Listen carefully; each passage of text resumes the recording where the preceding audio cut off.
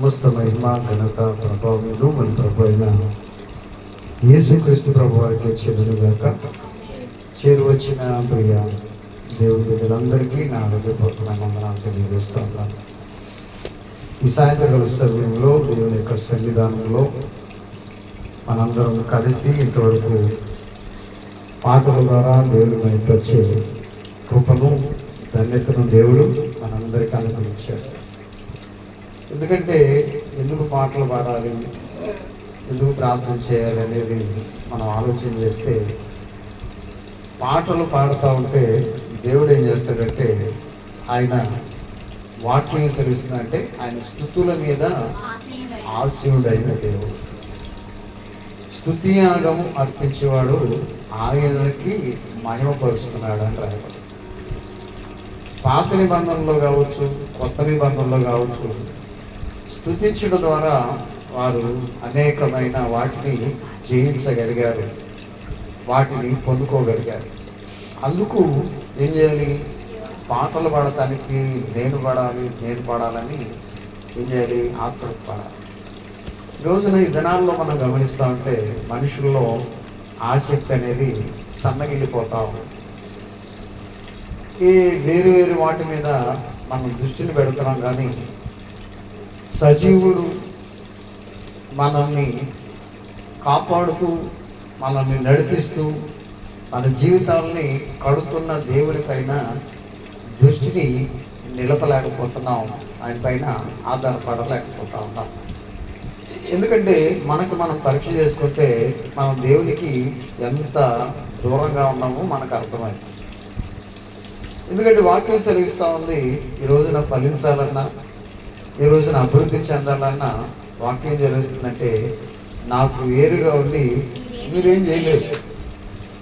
ఎందుకంటే ఆయనకి వేరుగా ఉంటే మీ జీవితంలో ఏ మేలు మీ జీవితంలో రాదు. ఒక మేలు పొందాలన్నా, ఆస్వాదించబడాలన్నా, దీవించబడాలన్నా ఏం కావాలి? దేవుడితో మంచి సంబంధం కలిగి ఉండాలి, సహవాసం కలిగి ఉండాలి. అట్టి సహవాసం మనం ఏం చేస్తుందంటే పరిమితి చేస్తుంది, మన జీవితాన్ని కడుతుంది ప్రియతో బిడ్డలాగా. ఎందుకంటే ఎవరు ఏమైనా సరే దేవునితో మంచి సంబంధం కలిగి ఉండటానికి ప్రయత్నం చేయాలి. అలా ప్రయత్నం చేసిన వారు, విఫలమైన వారు ఈ లోకంలో ఎవరు లేరు. ఎందుకంటే ఎందరూ దేవుని ఆశ్రయిస్తారో వారు దేవుడు ఏంటంటే వారికి దేవుడు తోడుగా ఉంటాడు. వారిని ఆయన చూచుచున్న దేవుడు, కాపాడుతున్న దేవుడు ఆయన. ఎందుకంటే మనం ఆశ్రయించడం, ఆయన వేడుకోవటం అనేది మన బాధ్యత. ఈ రోజున మనం ఉనికి కలిగి ఉన్నాం, బ్రతికున్నాం, క్షేమంగా ఉన్నాం, ప్రాణాలతో ఉన్నామంటే దానికి కారకుడు యేసుక్రీస్తు ప్రభువే. నువ్వు ఈ రోజున ఆరోగ్యంగా ఉన్నావు, చక్కగా ఆహారాన్ని తినగలుగుతున్నావు, అరిగించుకోగలుగుతున్నావు అంటే దానికి కారణం ఆయనే. తిన్న అరగని వ్యక్తులు బోల్డ్ మంది ఉన్నారు. బోల్డన్ని సమస్యలు, అనారోగ్య సమస్యలు అనుభవిస్తున్న వాళ్ళు చాలామంది ఉన్నారు. ఈరోజు నీ జీవితంలో దేవుడు క్షేమాన్ని, తన కృపను, తన ప్రేమని నిలుపుతూ ఉన్నాడు ప్రియమైన బిడ్డలారా. ఆ దినాల్లో మనం గమనిస్తే సంఘము, ఆ మొదటి శతాబ్దములో సంఘము వాళ్ళు ఎంత ఆసక్తిని కనపరిచారో తెలుసా? ఎంత ఆసక్తితో దేవుడు వెతికారో, ఎంత ఆతృత వాళ్ళ జీవితంలో ఉందో మనం చూస్తే ఈ దినాల్లో ఎలా ఉంది? మనకి అన్ని వసతులు ఉన్నాయి, అవునా? మనం ఎక్కడికి వెళ్ళాలన్నా మంచి రోడ్లు ఉన్నాయి, లైటింగ్ ఉంది, అవునా? చక్కగా కూర్చోడానికి వెళ్తురు, మనకి మంచి వాతావరణం ఉంది. ఆ దినాల్లో మంచి వాతావరణం లేదు, వాళ్ళకి లైటింగ్ ఫెసిలిటీ లేదు, రోడ్లు సరిగా లేవు. ఆ దినాల్లోనే వాళ్ళు ఏం చేశారంటే దేవుని సన్నిధిలో ఉండటానికి, వారు సహవాసంలో కూడుకోవడానికి, చేరటానికి ఎంత ఆతృత పడేవాళ్ళో, ఎంతగా శ్రద్ధ నిలిపేవారో మనం గమనించాలి. ఎందుకంటే ఇప్పుడు ఈ దేవుని బిడ్డలారా, ఒక ప్రాంతంలో పౌలు శీలలు పరిచర్య చేస్తూ ఉన్నారు. ఆ పరిచర్య చేస్తున్న ఆ ప్రాంతంలో అక్కడ ఒక సముద్ర తీరం. ఆ సముద్ర తీరంలో వాళ్ళు ఏం చేశారంటే అక్కడ వాళ్ళు కూర్చొని ఉన్నారు. అక్కడ కూర్చుంటే వాళ్ళతో కొంతమంది స్త్రీలు వాళ్ళతో ముచ్చడిస్తూ ఉన్నారు.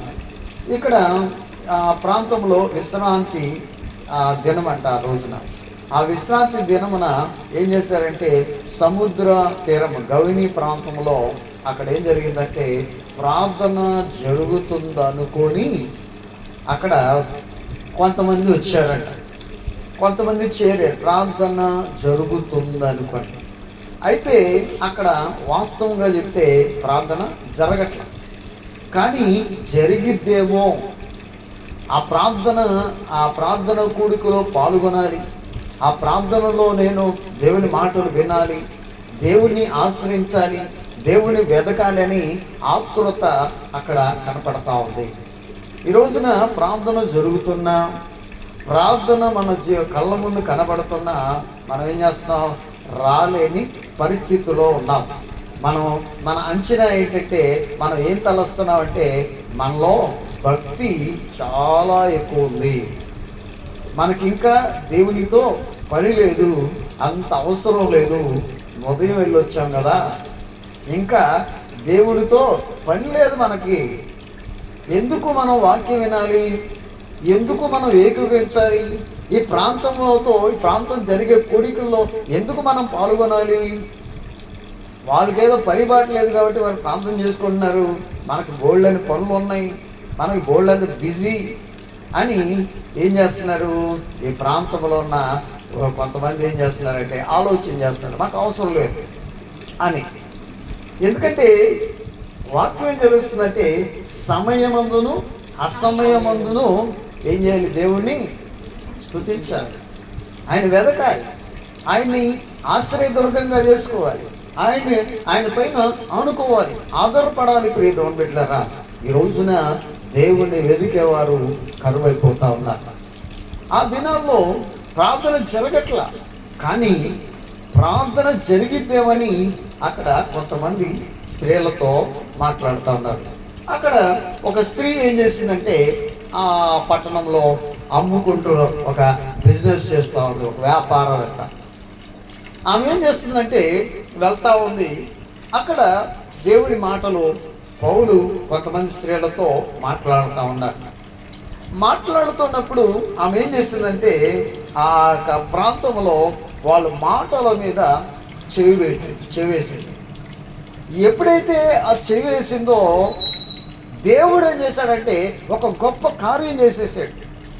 ఎట్లాంటి కార్యం చేశాడంటే ఆమె హృదయాన్ని తెరిచాడు. ఎప్పుడైతే హృదయాన్ని తెరిచాడో ఆమె ఏం చేసిందంటే ఆమె నోట్లో నుంచి వచ్చిన మాట ఏంటో తెలుసా? ఆ పౌలు చెప్పే మాటలు ఎందుకు లక్ష్యం వచ్చేసిందంట. అలా లక్ష్యం ఉంచి ఏమి చేసిందంటే వెంటనే బాప్టిసానికి సిద్ధపడింది. బాప్టిసానికి ఏం చేసింది? సిద్ధపడిపోయింది. సిద్ధపడి వాళ్ళు మాత్రమే కాదు, వాళ్ళ ఇంటి వాళ్ళందరికీ బాప్టిసం ఇచ్చింది. వాస్తవంగా మనం గమనిస్తే ప్రియ దేవుని బిడ్డలారా, ఇక్కడ మనం చూస్తే దేవుని యొక్క మాటలో మనం గమనిస్తే అక్కడ ఏం జరగట్లేదు? ప్రార్థన జరగట్లేదు, కానీ వాళ్ళలో ఉన్న ఆశ, వాళ్ళలో ఉన్న తపన, వాళ్ళలో ప్రభుని సేవించాలని ఆశ, ప్రభువుని పైన దృష్టి పెట్టాలని అలాంటి కోరిక వాళ్ళ కుటుంబాన్నే మార్చేసుకుంది. ఎందుకంటే మనం ఒకటి ఆలోచన చేయాలి.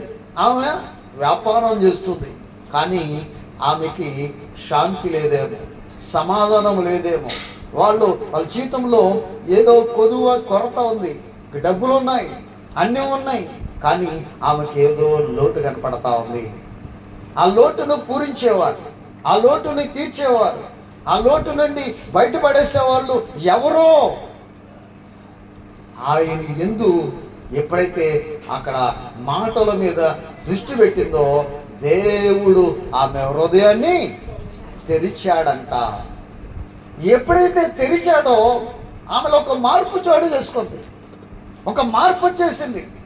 ఆ మార్పు ద్వారా తన కుటుంబాన్ని మార్చుకోగలిగింది. ప్రియమైన బిడ్డలారా, చూడండి పరిశుద్ధ గ్రంథములో నుండి అపోస్తుల కార్యములు 16వ అధ్యాయము 13వ వచనం నుంచి ఈ మాటలు మనం చదువుకుందాం. చదవండి. అక్కడ విశ్రాంతి దినమున గవిని దాటి నదీ తీరమున ప్రార్థన జరుగుననుకుని అక్కడికి వచ్చి కూర్చుండి కూడి వచ్చిన స్త్రీలలో మాట్లాడుచుంటిమి. అప్పుడు లూదియాను దైవభక్తి గల ఒక స్త్రీ వినిచుండెను. ఆమె ఊదారంగు పొడిని అమ్ము తూతైరా పట్టణస్థురాలు. ప్రభువు ఆమె హృదయమును తెరిచెను గనుక పౌలు చెప్పిన మాటల యందు లక్ష్యముంచెను. ఆమెయు ఆమె ఇంటి వారు బాప్టిసం పొందినప్పుడు ఆమె నేను ప్రభువునందు విశ్వాసము గలదానిని మీరు ఎంచితే నా ఇంటికి వచ్చి ఉండుడని వేడుకొని మమ్మను బలవంతము చేశాను అని రాయబడింది ఇక్కడ. ఈ లేఖనాన్ని మనం చాలా జాగ్రత్తగా పరిశీలిస్తే, ప్రియ దేవుని బిడ్డలారా, ఆ రోజు విశ్రాంతి దినం. ఏం జరుగుతుందంట? నది గవిని తీరమున ఏమని రాయబడింది అక్కడ? ప్రార్థన జరుగుననుకొని. ప్రార్థన ఏం జరుగుతుంది? జరగట్లా, కానీ జరిగిద్దేమో అని అక్కడ కొంతమంది అక్కడ చేరుతా ఉన్నారు. ఇక్కడ ప్రార్థనలు జరుగుతున్నా, దేవుని సువార్త వినిపిస్తున్నా, దేవుని మాటలు వారు చెవిని పడుతున్నా, దేవుని యొక్క వాక్యం వారికి వినపడుతున్నా, దేవునితో సహవాసం, దేవుని సన్నిధిలో కొద్దిసేపు అయినా దేవునితో గడపాలనే ఆలోచన ఈ రోజున ప్రజల్లో కనపడట్లా. ఏమైంది? ఆ శక్తి తగ్గిపోతా ఉంది. రాను రాను ఏమవుతుంది? మనుషుల్లో భక్తి కరువైపోతా ఉంది. దేవుని వెతుకువారు కలరేమని దేవుడు ఏం చేస్తున్నాడు? ఆకాశం నుంచి కనిపెడుతున్నాడంట. ఒక్కళ్ళు చూసినా ఒక్కళ్ళు కూడా కనపడట్లా. అందరూ ఏకముగా త్రోవ తప్పి పనికి మాలనే వాళ్ళు అయిపోతున్నారంట. అందరూ త్రోవ తప్పిపోతున్నారని వాక్యం సరిస్తా ఉంది. ఎందుకంటే ఎద్దు తన కామందు నెరుగును, గాడిద తన సొంత దొడ్డిని తెలుసుకును. ఇజ్రాయేలీలకి తెలివి లేదు, ఈ ప్రజలు యోచించరు అని పాపిష్టి జనమా అని ఇజ్రాయేల్ గురించి దేవుడు బాధపడతా ఉన్నాడు. ఈ రోజున ఆనాడు ఇజ్రాయేల్ ఎలా ఉన్నారో ఇదేనా మనం నమ్ముకున్నామని, దేవుని ఎరుగున్నామని, దేవుని ఆరాధిస్తున్నామని, దేవుని సన్నిధికి వెళ్తున్నామని అనుకుంటున్నాం. కానీ మన జీవితంలో ప్రభుకి స్థానాన్ని చోటు ఇవ్వట్లా. నీ ముందే దేవుని మహిమపరచాలి, దేవుని కనపరచాలి, దేవుని స్తుతించాలి, దేవుని ఆరాధించాలి, దేవుని కొనియాడాలి. కానీ జరుగుతున్న దేవుని సన్నిధికి రాలేని పరిస్థితుల్లో ఉంటున్నాం. ఈ ప్రాంతమే కాదు, ఏ ప్రాంతంలో చూసినా ప్రజలు ఎలా ఉన్నారండి? దేవుని సన్నిధికి వెనక అంజే వేస్తున్నారు తప్ప ముందుకు రాలేని స్థితిలో కనపడలేకపోతా ఉన్నారు. ఈ రోజున మన కుటుంబాల్లో శాంతి, సమాధానం, కరువు, ఉపద్రవం, వీటన్నిటి కారణం మనం దేవుని పైన ఆసక్తిని కనపరచకపోవటం వలన. దేవుని బిడ్డలారా, ఇక్కడ ఏం జరిగింది? అక్కడ ప్రార్థన జరగట్లా, కానీ జరుగుతుంది. అక్కడ కొంతమంది స్త్రీలతో మాట్లాడుతున్నాడు. కానీ అక్కడ ఒక స్త్రీ ఏం చేసిందంట? ఆమె వేరే పట్టణం. ఆమె ఏంటి? వ్యాపారం నిమిత్తం వచ్చింది, వ్యాపారం చేసుకోవడానికి వచ్చింది. ఊదారంగు పొడినేమో ఏ పట్టణస్తురాలంట? తూతైరా పట్టణస్తురాలు. ఆమె ఏం చేసిందంటే, అక్కడ వాళ్ళు మాట్లాడుతూ ఉంటే ఆమె ఏం చేసిందంట? వింటాంది. లక్ష్యం వచ్చింది. ఎప్పుడైతే లక్ష్యం వచ్చిందో దేవుడు ఏం చేశాడంటే ఆమె హృదయమును తెరిచాడు. ఎప్పుడు తెరుస్తాడు? వినుట వలన విశ్వాసము కలుగును. ఎవరి మాటల ద్వారా విశ్వాసం పెరిగిద్ది?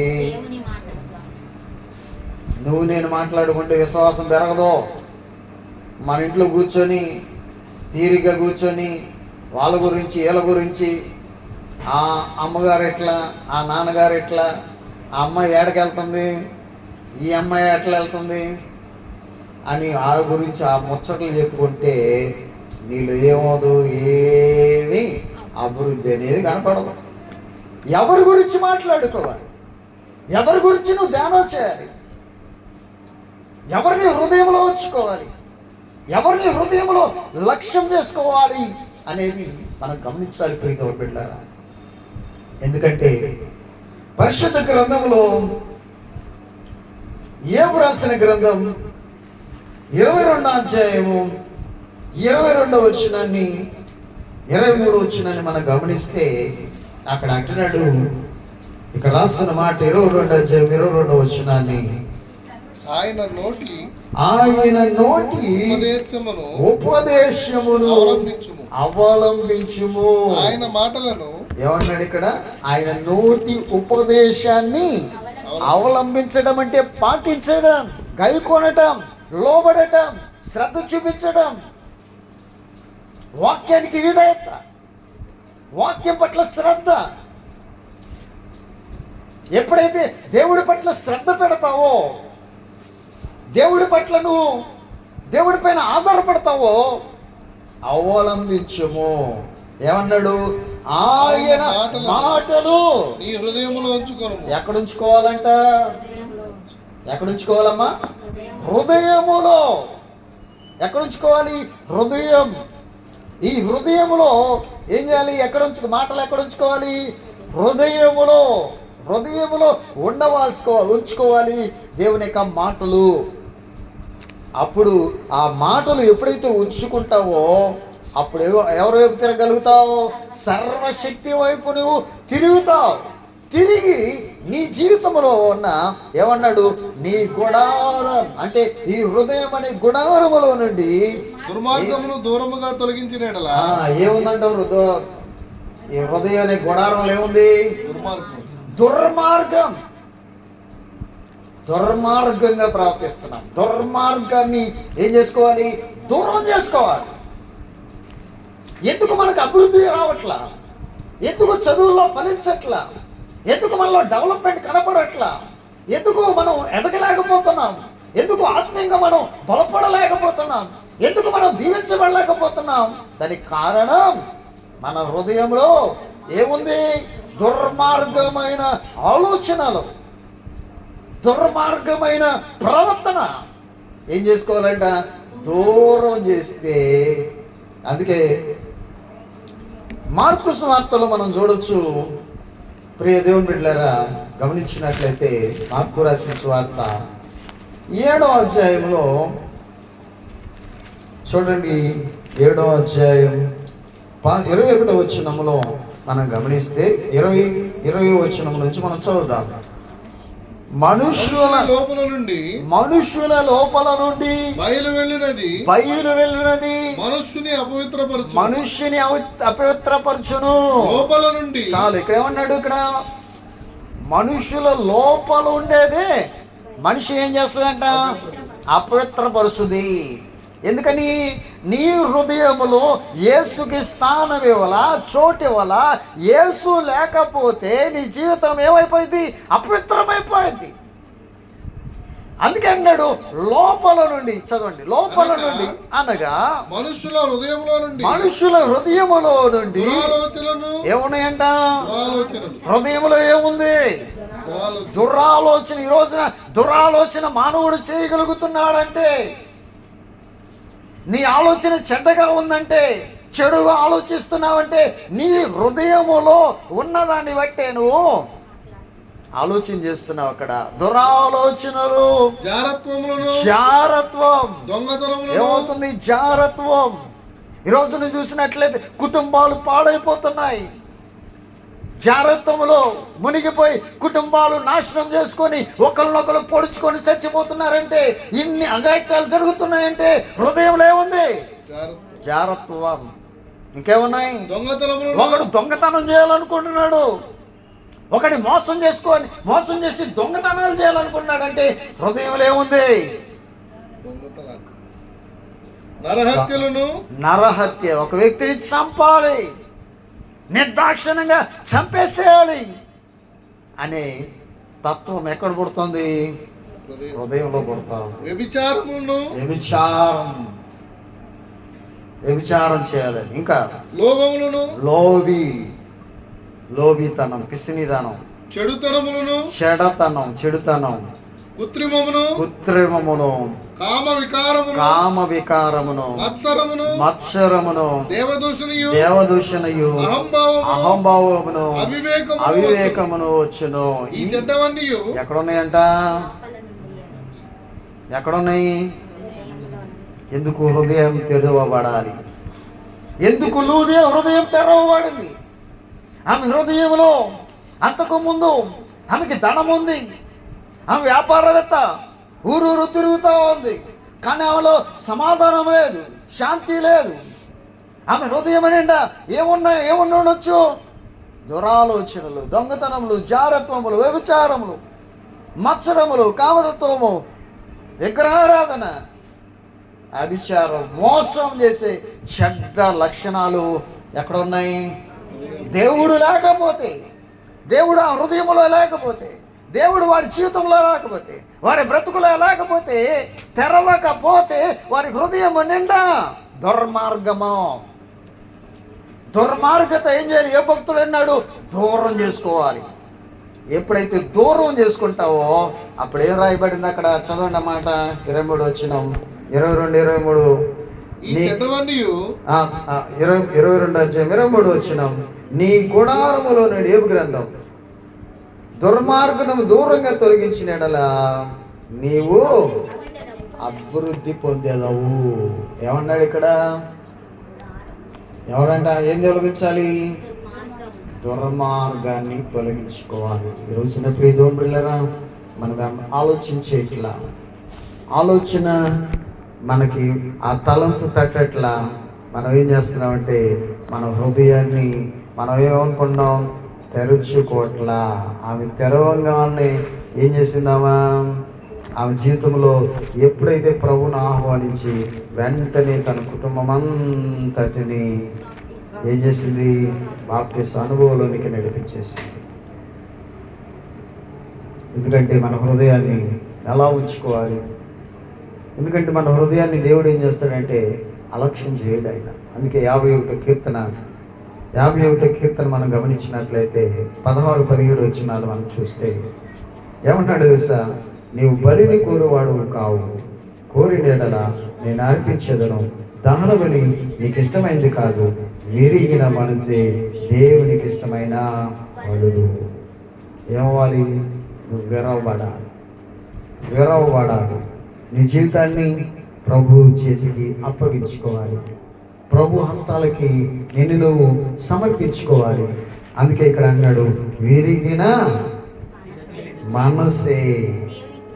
ఏదంట? మనసు ఏమైపోవాలి? కొట్టేసేది. వీళ్ళు దుర్మార్గత లేకుండా, దుష్టత్వం లేకుండా, చెడుతనం లేకుండా, పాపము లేకుండా, మోసం చేయకుండా ఎన్నిటిని విరగొడతారు. ఎవరు? యేసు ప్రభు హృదయంలోకి వస్తే, హృదయాన్ని తెరిస్తే, ఆమె తెరిచింది, ఆ మాటలు వినటానికి వచ్చింది. ఎప్పుడైతే ఆ మాటలు విందో పౌలు గారు చెప్పిన మాట, అప్పుడు ఎవరు పనిచేశారు? ఆ మాటలు పౌలు గారు మాట్లాడుతున్నాడు. ఆయన ఏం చెప్పలా అక్కడ. పౌలు గారు ఏం చెప్పాడా? అమ్మా నువ్వు మారిపోవాలి, మార్పు చెందాలన్నాడా? అట్లా ఏమనలేదు అన్న. అక్కడ ఏమన్నాడు ఆయన? అక్కడ వాళ్ళు వింటుందంతే. వింటే ఎవరు కార్యం చేశారు అక్కడ? దేవుడు హృదయాన్ని తెరిచాడు. ఈరోజున మనం ఏం చేయాలి? వింటా ఉంటే దేవుడు మన హృదయాన్ని తెరుస్తాడు.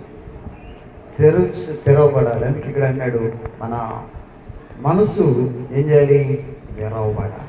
విరవబడాలి. అందుకే ఇక్కడ అన్నాడు విరిగిన మనసే దేవునికి ఇష్టమైన బలు. దేవా విరిగిన హృదయమును నీవు అలక్ష్యము చేయవు. ఏం చేస్తాడంట ఆయన అలక్ష్యం చేసే దేవుడు కాదు. ఎందుకంటే మనం ఎలా ఉన్నాం?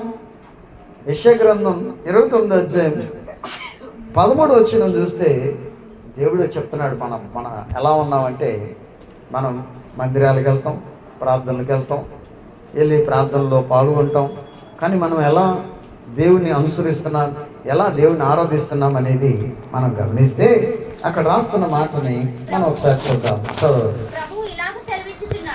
ఎవరంట? ప్రభు ఇలాగూ సెలవిచ్చుచున్నాడు, ఈ ప్రజలు నోటి మాటతో నా యొద్దకు వచ్చుచున్నారు, పెదవులతో నన్ను గణపరచుచున్నారు, కానీ ఎలా వస్తున్నారంట వాళ్ళు? ఈ ప్రజలు నోటి మాటతో. మనం ఏం చేస్తాం? దేవుడి దగ్గరకు వచ్చి, నాకు ఈ అవసరం ఉంది, ఈ సమస్య ఉంది, ఈ బలహీనత ఉంది, ఇది కావాలయ్యా, అయ్యా చూడయ్యా, ఇది నాకు కావాలని ఏం చేస్తావు? నోటి మాటతో అడిగేస్తావు నువ్వు. కానీ ఏముంది? పెదవులతో ఏం చేస్తావు? పాటలు పాడతావు, బాగానే పాటలు పాడేస్తావు, సూపర్ పాడేస్తుందండి, ఏం భలే సూపర్ పాడుతుంది, బాగా పాడేనా అని పక్కన తడుతుంది, భలే పాడే ఒక్క నీలాగా పాడిన లేవు. అయితే ఇక్కడ ఏం రాయబడింది? పెదవులు. ఎట్లా ఉన్నాయంట? పెదవులతో నువ్వేం చేస్తున్నావు? పాడుతున్నావు. కానీ ఆయనకి కావాల్సింది పై కాదు, పైన పెదవులు కాదు ఆయనకి కావాల్సింది, పైవి కాదు ఆయన కోరుకునేది, అంతరంగంలో మార్పు, అంతరంగ స్వభావం మార్పు. అంతరంగం ఏం చేయాలి? విరవబడాలి, శుద్ధి చేయబడాలి, హృదయంలో ఒక మార్పు జరగాలి. ఎప్పుడైతే దేవుడు నీ మీద దృష్టి పెడతాడో, దేవుని యందు విశ్వాసం ఉంచుతావో, దేవుని యందు నమ్మకం ఉంచుతావో, నీళ్ళేం జరిగింది? ఒక మార్పు చోటు చేసుకుంటుంది. ఇక్కడేం జరిగింది? అక్కడ రాస్తున్న మాట, తమ హృదయము ఎలా ఉన్నామంట? దూరము చేసుకొని ఉన్నారు. మనమే దూరంగా వెళ్ళిపోతున్నాం. హృదయాన్ని ఏం చేస్తున్నాం? హృదయాన్ని ఇవ్వట్లా. కానీ హృదయం ఇచ్చింది, హృదయం తెరవబడింది, ఆ మనసు దేవుని చేతిలో పెట్టింది. పెట్టడం ద్వారా తన కుటుంబము మారిపోయింది. ఆ ఒక్కతే కాదు, ఇంట్లో వాళ్ళందరికీ బాప్టిజం ఇప్పించింది. ఈరోజు మన ఇంట్లో మార్పు జరగట్లా, మన కుటుంబాల్లో మార్పులు జరగట్లా. మనం ఎక్కడున్నాం, ఎలా ఉన్నాం, అలానే ఉంటున్నాం. అర్థం చేసుకోవాలి. హృదయం ఎలా ఉందంట? దూరంగా ఉన్నాం. ఏమన్నాడు? ఉన్నారు వారు నా ఎడల చూపు భయభక్తులు మానవుల విధులను బట్టి. ఎవరిని ఫాలో అవుతున్నావు నువ్వు? ఒక మనుషుల్ని నువ్వు ఫాలో అవ్వాల్సింది సర్వానుతుడైన దేవుడిని ఫాలో అవ్వాలి. కానీ ఒక పాస్టర్ గారునో, లేకపోతే దైవ సేవకుడినో, లేక నాకు స్వార్థ చెప్పే నాలాగో కాదు నువ్వు ఉండాల్సింది. Should follow. ఎవరిని ఫాలో అవ్వాలి? యేసు ప్రభుని మాదిరి చేసుకోవాలి. అమ్మో మా పాస్టర్ గారండి, పాస్టర్ గారి వల్ల ఉపయోగం లేదు. నువ్వు ఎవరికి హృదయం ఇవ్వాలి? ఎవరి యందు లక్ష్యం ఉంచాలి? ఎవరిపైన ఆనుకోవాలి? ఎవరిపైన ఆధారపడాలి? ఎవరిపైన ఆధారపడితే నీ జీవితం బాగుపడుతుంది. ఈరోజు గమనించుకోవాలి ప్రియమైన బిడ్డలారా. ఆమె తూతైరా పట్టణస్తురాలు, ఒక వ్యాపారం చేసుకునే ఆమె, ఊరూర తిరిగి అమ్ముకునే ఆమె. కానీ మనస్సుని ఎప్పుడైతే దేవుని యందు కేంద్రీకరించిందో, లక్ష్యం వచ్చిందో, ఆ మాటలో చెవిని పెట్టిందో, దేవుడు ఏం చేశాడు? ఆమె హృదయాన్ని తెరిచేశాడంతే. హృదయం తెరవబడింది. తెరవబడితే ఆమె అక్క క్షణం కూడా ఆలస్యం చేయాల, వెనకడుగు వేయాల. దేవుణ్ణి ఆశ్రయంగా చేసుకుంది, ఆశ్రయదుర్గంగా చేసుకుంది. వెంటనే ఆమె బాప్టిజం తీసుకోవడం కాకుండా వాళ్ళ భర్తకు, వాళ్ళ పిల్లలకు కూడా ఇప్పించేసింది. ఈరోజున అలాంటి మార్పు మన జీవితాల్లో జరగాలి, మన కుటుంబాల్లో జరగాలి. అలా జరిగే విధంగా మన భక్తి జీవితం ఉండాలి ప్రియమైన బిడ్డలారా. ఎందుకంటే ప్రార్థన జరగట్లేదు, కానీ అక్కడ ఏం చేస్తున్నారు? జరిగిద్దేమో అని వెళ్తున్నారు. కానీ అక్కడ లూదియా జీవితమే మారిపోయింది. ఈ రోజున మన జీవితం మార్చబడాలంటే నువ్వు వాక్యము నీ హృదయాన్ని ఎప్పుడైతే తాకుతుందో, నీ హృదయం ఏమైపోవాలా? తెరవబడాలి ప్రియమైన. ఎందుకంటే విరిగిన ఎరిగిన మనసు ఆయనకి ఇష్టమైన బలియాగం. ఎందుకంటే విరిగిన మనసును ఆయన అలక్ష్యం చేయడు. సమయం తలలోంచి పెట్టిన బిడ్డరా. ఎందుకంటే రాత్రుల సమయంలో దేవుని యందు లక్ష్యం ఇస్తే ఎంత ప్రయోజనమో, మన జీవితాలకి ఎంత ఆశీర్వాదమో ఈ రోజున మనం ఆలోచించట్లా. దేవుని పైన దృష్టి పెట్టలేకపోతున్నాం, దేవుని పైన ఆధారపడలేకపోతున్నాం. ఈ రోజున మన జీవితాలు, మన కుటుంబాలు కట్టబడట్లేదు, మన జీవితాలు మార్పు చెందట్లేదు. మనం ఎక్కడున్నామో అదే పరిస్థితుల్లో ఉంటున్నాం. మన కుటుంబాలు, మన పిల్లలు ఎక్కడున్నారో అక్కడే ఉన్నారు. అభివృద్ధి లేదు, ఆశీర్వాదం లేదు, దీవెన లేదు. దానికి కారణం దేవుడిని హృదయంలో ఆయన్ని ఆశ్రయదుర్గంగా చేసుకోవాలి. ఆయన ఎందుకు లక్ష్యం ఇచ్చట్లా, ఆయన పైన ఆనుకోవట్లా, ఆయన పైన ఆధారపడట్లా. అలా ఆధారపడకపోవటం వల్లనే మన జీవితాలు బాగుపడట్లా. ఎన్ని రోజుల నుంచి దేవుణ్ణి ఆశ్రయిస్తున్నాము, వెతుకుతున్నాము, పైకి పెదవులుతోనే దేవా నాకు ఈ అవసరం ఉంది, నాకు ఇది కొరత ఉంది, నాకు అభివృద్ధి కావాలి, ఆరోగ్యం కావాలి అని పెదవులతో అడుగుతున్నావు. కానీ హృదయముతో దేవుని అడగలేకపోతున్నావు. రాత్రుల సమయంలో నువ్వు అడగగలిగితే దేవుడు ఖచ్చితంగా నీ జీవితాన్ని కట్టగలడు. నేను ఒక మార్పును తీసుకురాగలడు. లూదియ కుటుంబాన్ని కట్టిన దేవుడు ఈ రోజున మన కుటుంబాలు కూడా కడతాడు, మన కుటుంబాలను కూడా చక్కదిద్దుతాడు. మనం ఆయన హృదయాన్ని వాడు. ఎప్పుడైతే వాక్యము వినబడిందో, వాక్యము చెవినబడిందో ఏమైంది తెలుసా? అని తెలియచేసింది, హృదయం తెలియచేసింది, ప్రభుకి సమయాన్ని ఇచ్చేసింది, దేవునికి చోటు ఇచ్చేసింది.